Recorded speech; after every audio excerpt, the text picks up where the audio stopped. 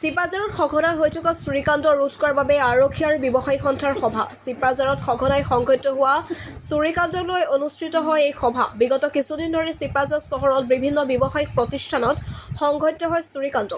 আজি সন্ধিয়া চিপাঝাৰ আৰক্ষী থানা, চিপাঝাৰ সমজিলা আৰক্ষী অধীক্ষক উত্তম ৰায় বৰুৱা আৰু চিপাঝাৰ থানাৰ ভাৰপ্ৰাপ্ত বিষয়া ভাস্কৰ বৰ্মন উপস্থিতিত অনুষ্ঠিত হয় সভা। সভাত চিপাঝাৰ ব্যৱসায়ী সন্থাৰ সভাপতি শৰৎ কলিতা, সম্পাদক অনিল কুমাৰ নাথ, চিপাঝাৰ থানা সমিতিৰ সম্পাদক যদুমণি নাথ আৰু ব্যৱসায়ীসকলে অংশগ্ৰহণ কৰে। আমাৰ চিপাঝাৰত আজি এসপ্তাহ মানৰ পৰা যে চুৰি কাৰ্য এনেকুৱা ধৰণে সংঘটিত হৈছে যে আজি যদি এটা চকত হৈছে নহয়, আকৌ কালি পৰহি আকৌ এই অন্য এটা চকত এই চুৰি কাৰ্য সংঘটিত হয়।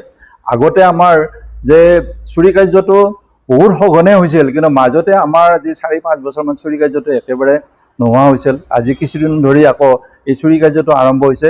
গতিকে আজি আমি আৰক্ষী বিষয়া চিপাঝাৰ সমজিলাৰ আৰক্ষী অধীক্ষক মহোদয় আৰু আমাৰ চিপাঝাৰ থানাৰ OC মহোদয়, আমাৰ চিপাঝাৰ VDP কমিটি আৰু চিপাঝাৰ ব্যৱসায়ী সমিতিয়ে যুগ্মভাৱে আমি এটা আলোচনাত মিলিত হৈ ইয়াৰ এটা সমাধানৰ ব্যৱস্থা এটা ওলাইছোঁ যে আমি পহৰাৰ ব্যৱস্থাটো কৰিবৰ কাৰণে যে আমি কেনেকৈ কি পদ্ধতিৰে কৰিলে যে চিপাঝাৰত চুৰি কাৰ্য সংঘটিত নহয়, যে ব্যৱসায়ীবিলাকৰ সুৰক্ষিত হয়, জনসাধাৰণ সুৰক্ষিত হয়, এই সকলো ধৰণৰ ব্যৱস্থাৰ কাৰণে আমি আজি 5টা বজাৰ পৰা আমি আজি এতিয়ালৈ এই মিটিংখন চলিছিলে। বিভিন্ন ধৰণৰ দিহা পৰামৰ্শ বিভিন্নজনে দিলে।